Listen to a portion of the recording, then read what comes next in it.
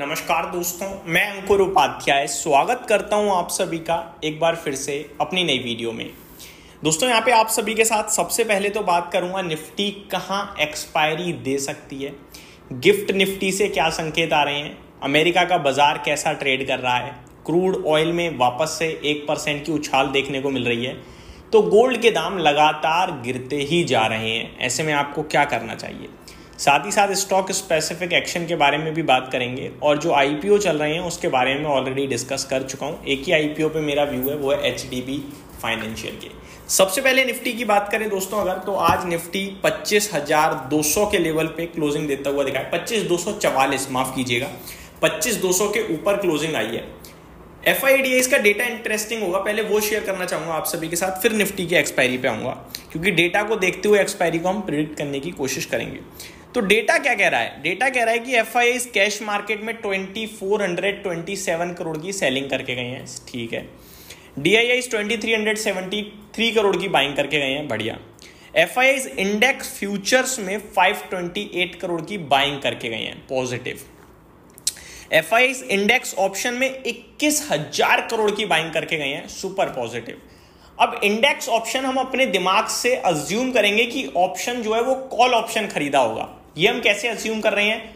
Market day high पे बंद हो रहा है तो ऑब्वियस है पुट तो खरीदा नहीं है, खरीदा तो कॉल ही है। तो कॉल खरीद रहे हैं, दैट मीन्स नीचे की प्रोबेबिलिटी थोड़ी कम हो जाती है।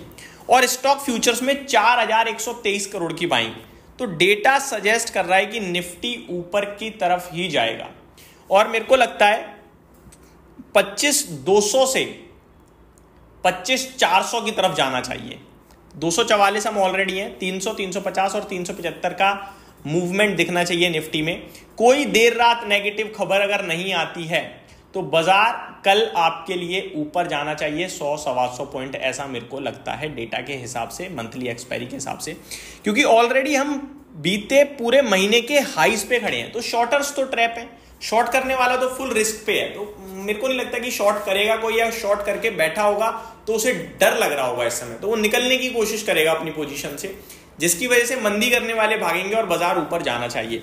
तो मेरा मानना यह है कि 24,350 400 कल आपके लिए दिख सकता है। 400 को ऊपर में निकालना उतना ईजी नहीं होगा। गिफ्ट निफ्टी भी यही सजेस्ट कर रहा है 25, माफ कीजिएगा मैंने 24 बोल दिया था, तो 25 उसको राउंड फिगर में समझिएगा। गिफ्ट निफ्टी भी यही सजेस्ट कर रहा है 25,300 के ऊपर का लेवल, तो यहां से भी पॉजिटिविटी आ रही है। अब चलते हैं अमेरिका के बाजार में। डाउ फ्लैट टू नेगेटिव कह सकते हो आप परसेंटेज टर्म्स में, पॉइंट टर्म्स में 80 पॉइंट नीचे है। Nasdaq index flat to positive है, S&P 500 बिल्कुल फ्लैट है और रसल 2000 में थोड़ी गिरावट है 0.1% की, तो यहाँ पे प्रॉफिट बुकिंग चल रही है। यूरोपियन मार्केट्स भी नीचे दिख रहे हैं दोस्तों, लाइक FTSE आधा % नीचे है, डेक्स में भी 0.6% की गिरावट है, कैक 0.75% डाउन देखने को मिल रहा है आप सभी को। बात करें कुछ बड़ी खबरों के बारे में, तो ऐसी तो कोई बड़ी खबर नहीं है, बट यहाँ पे एक अपडेट जो है वो मैं आपके साथ जरूर शेयर करना चाहूंगा।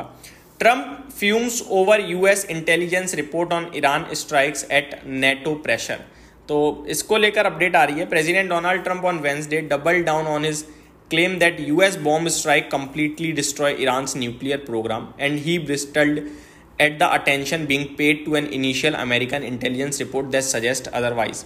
It's been totally obliterated, Trump said of the Iranian nuclear site at Fordo during a press conference before he departed a NATO summit in the Hague Netherlands. तो ये डिटेल्स आते हुए दिख रही हैं। तो एक अपडेट ये भी आई थी जहाँ पे ईरान कह रहा है कि उन्होंने न्यूक्लियर फैसिलिटी जो है वो पूरी खत्म कर दी यूएस ने अटैक में, और उससे पहले ईरान ने ये भी कहा था कि फोर्डो की न्यूक्लियर फैसिलिटी पे जो हमला हुआ उससे पहले हम उसे शिफ्ट कर चुके थे एक अननोन लोकेशन पे।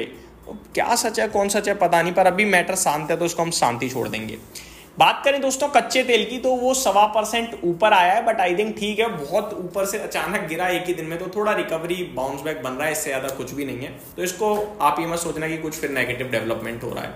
बात करें गोल्ड की, तो यहाँ पे आपको प्रॉफिट बुकिंग करेक्शन अभी भी लगातार देखने को मिल रही है, और ये भी बाजार के लिए एक तरीके से पॉजिटिव ही है, क्योंकि सारा पैसा यहीं चला जाएगा तो फिर इक्विटी में कैसे आएगा, तो ये भी आप पॉजिटिव लेके चल सकते हैं। अब आ जाता हूं मैं कुछ स्टॉक स्पेसिफिक खबरों पे। वैसे तो कोई बड़े लेवल पे ऐसी कोई बड़ी खबर है नहीं, छोटी मोटी है, मैं डिस्कस करता हूँ। Tata Steel company invest $180 million in T Steel Holding as part of a $2.5 billion investment strategy. तो इन्वेस्टमेंट स्ट्रेटेजी जो है इनकी $2.5 बिलियन की, उसके तहत उन्होंने $180 मिलियन निवेश करा है। हिंदुस्तान यूनिलीवर की तरफ से खबर है, Unilever group plans to hand over full ownership of Quality Wall's to Magnum ice cream company because of a global split.